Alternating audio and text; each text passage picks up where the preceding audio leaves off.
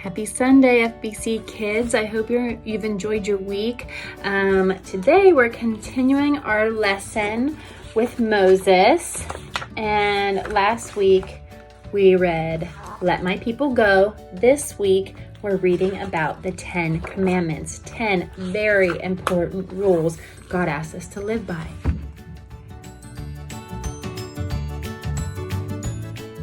After 400 years in Egypt, the Israelites were finally free. Can you imagine how that would feel? It wasn't easy. Immediately they ran into trouble, and immediately God showed up to help. The Red Sea was in the way of their escape, so God pushed the water aside and they walked right through the middle. They had no food to eat, so God sent birds for meat and this weird flaky stuff called manna for bread. They had no water, so God told Moses to hit the rock with his walking stick, and boom, a fountain of water appeared. But even though God was with them, giving them everything they needed, the children of Israel still complained. It's too hot. We're thirsty. We're tired of eating this weird flaky stuff. Where was this land? Why did we have to come to the desert? How long have we been walking for? How much longer do we have to walk?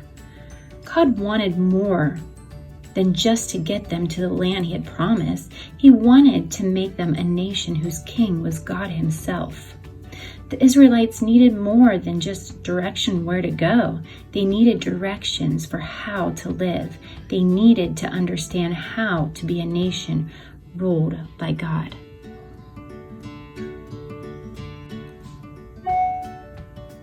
You see, even though they were children of Israel, they still sinned. Sometimes they were mean. Sometimes they would put themselves first. And remember, people who sin cannot be close to God. So how could sinful people live with God as their king? It was going to be hard. It was going to take work. It was going to take rules. Lots and lots of rules. God led Moses up a mountain called Mount Sinai so they could talk about these rules.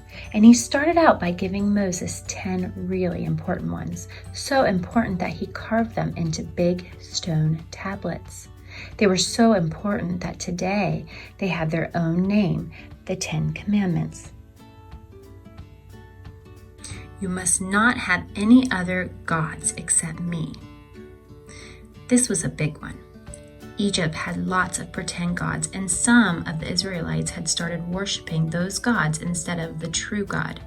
God made it clear that He was the only God they should bow down to. Do not make any idols. In the ancient world, an idol was usually a small statue that stood for a god. People would pray to it and give offerings to these statues. None of that, God said. Be careful how you use my name. God's name deserves respect. The Israelites were to use God's name seriously and only when they were talking about him. Remember the Sabbath day. God wanted the Israelites to take one day each week and give that day to him as a reminder that everything they had was from God. Honor your father and mother. Respect your mom and dad.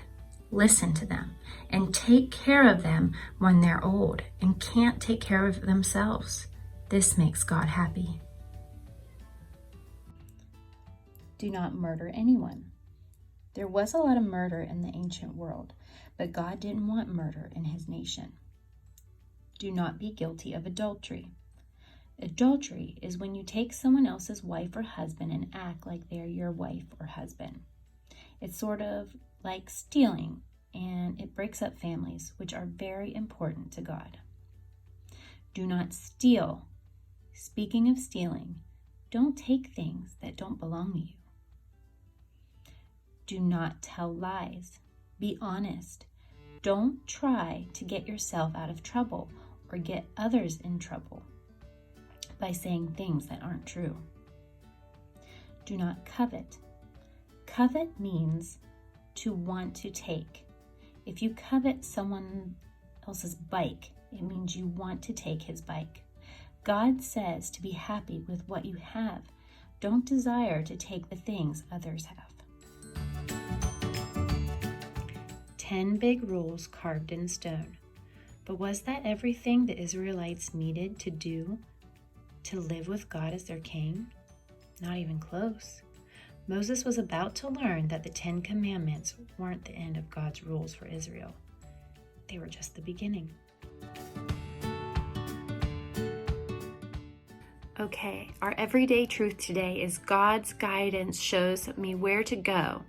God's guidelines show me how to live. God's guidance shows me where to go. God's guidelines show me how to live. Now, let's try it in ASL.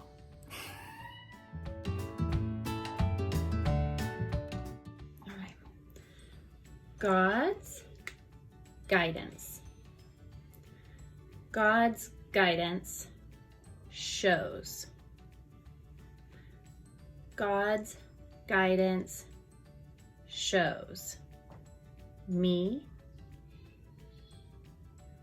where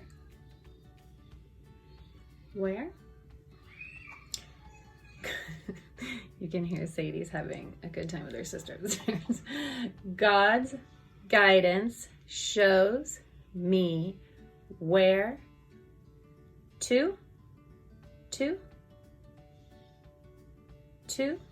go.